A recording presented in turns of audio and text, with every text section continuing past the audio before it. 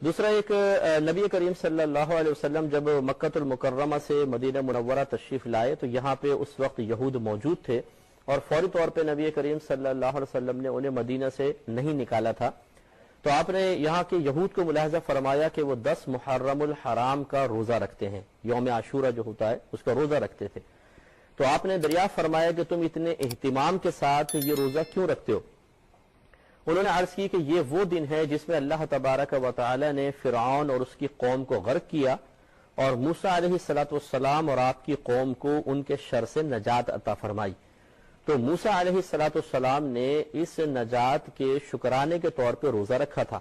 تو ہم بھی ان کی موافقت میں روزہ رکھتے چلے آ رہے ہیں۔ جب نبی کریم صلی اللہ علیہ وسلم نے یہ بات سماعت فرمائی تو آپ نے صحابہ کرام سے ارشاد فرمایا کہ موسیٰ کی موافقت اختیار کرنے میں ہم یہود کے مقابلے میں ہم ان سے زیادہ قریب ہیں، یعنی ہمیں چاہیے کہ موافقت کریں، یہود سے زیادہ ہم ان سے قریب ہیں۔ لہذا نبی کریم صلی اللہ علیہ وسلم نے صحابہ کرام کو 10 محرم الحرام کا روزہ رکھنے کا حکم ارشاد فرمایا۔ تو کسی نے عرض کی یا رسول اللہ صلی اللہ علیہ وسلم اگر ہم فقط 10 کا روزہ رکھیں گے تو کیا یہ یہود سے مشابہت نہیں ہو جائے گی؟ تو نبی کریم صلی اللہ علیہ وسلم نے ارشاد فرمایا اچھا تو پھر 9 یا 11 کا روزہ بھی ملا لو، یعنی ایک دن کا اور روزہ ملا لو 9 یا 11 کا۔ تو اس لیے یہ خود نبی کریم صلی اللہ علیہ وسلم کا طریقہ یقیناً سی بات ہے کہ آپ صحابہ کرام کو ارشاد فرما رہے ہیں،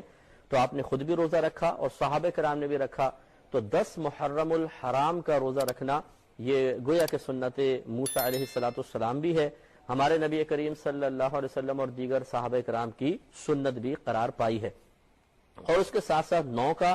یا 11 کا روزہ بھی ملا لیں تاکہ کسی غیر قوم سے مشابہت بھی نہ ہو جائے۔ اور اس روزے کے بارے میں رحمت کونین صلی اللہ علیہ وسلم کا فرمان ملتا ہے کہ جس نے 10 محرم الحرام کا روزہ رکھا تو یہ اس کے سابقہ 1 سال کے گناہوں کا کفارہ بن جائے گا۔